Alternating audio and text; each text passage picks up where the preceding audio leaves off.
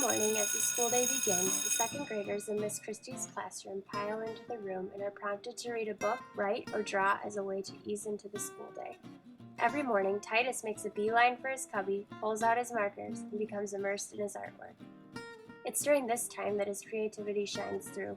Whether he's drawing a dragon, making a paper house, or building something with Legos, if he's creating, he's in his element, and he has no problem speaking with his peers. Unconcerned about the proper grammar or getting the right answer, words flow from his mouth. Ask him a question during math time? That's a different story. During learning time on the carpet, the once outgoing little boy who could talk for hours about his artwork becomes quiet as a mouse, hesitant to answer any questions asked of him, and reluctant to share his ideas. Since Titus's family speaks Hmong at home and he's learning English as a second language, it wasn't surprising that there was a difference between Titus's conversational English and his academic English. I knew that I was seeing Bix versus Kelp in action, but as I continued to observe Titus during whole group learning time, his body language and his minimal participation made it clear that he was not engaged in the lesson. One reason, I'm sure, had to do with the IRE participation pattern that typically occurs during whole group learning, which makes it difficult for English language learners to actively participate. But I began to wonder if another reason why Titus was so disengaged was because the content was usually not relevant to his life. When it became time for me to design my lesson for this class, I really wanted to reach all of my students, and especially Titus. I knew that in order to do this, I was going to need to make it relevant. As I was searching for ways to connect the Common Core state standard of identifying shapes and their attributes to student lives in a meaningful way, I was inspired by Titus during sharing time. The kids were sharing about something that they had done over the weekend, and Titus shared that he went to the playground with his dad and that they had swung on the swings. I remembered that this was a recurring topic that came up in sharing a lot. Not only had Titus shared about playing on the playground with his family before, other students had as well.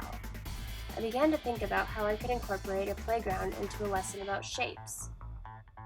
As I was thinking about designing a lesson about shapes that also involved playgrounds, I remembered how much Titus and a lot of the other kids in his class liked to draw. Suddenly it hit me. I would have the kids design their own playground using certain polygons and labeling them. This would be a relevant topic for all of my students because Hawthorne is in the process of getting a new playground.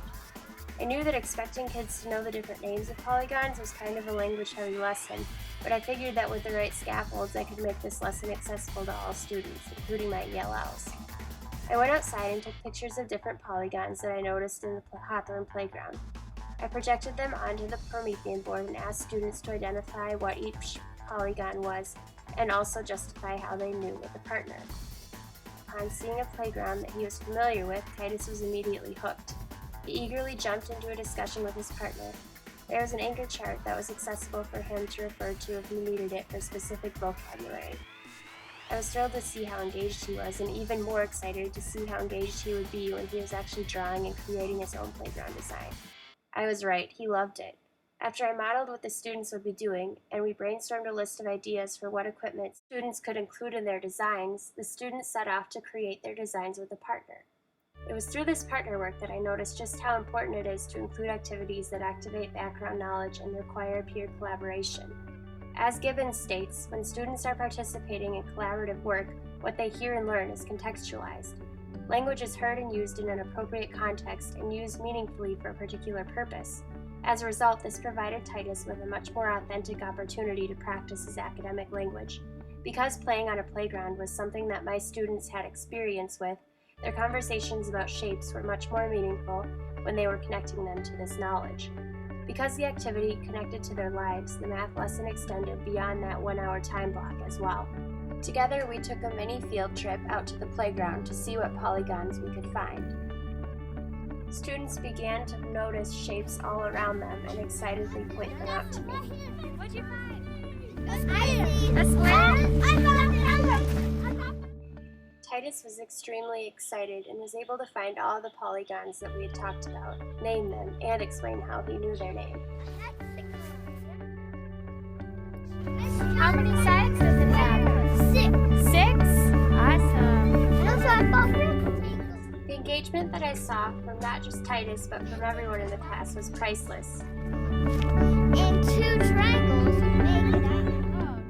was in this moment that I fully understood just how powerful lessons can be when they connect to what your students know and bring to the classroom.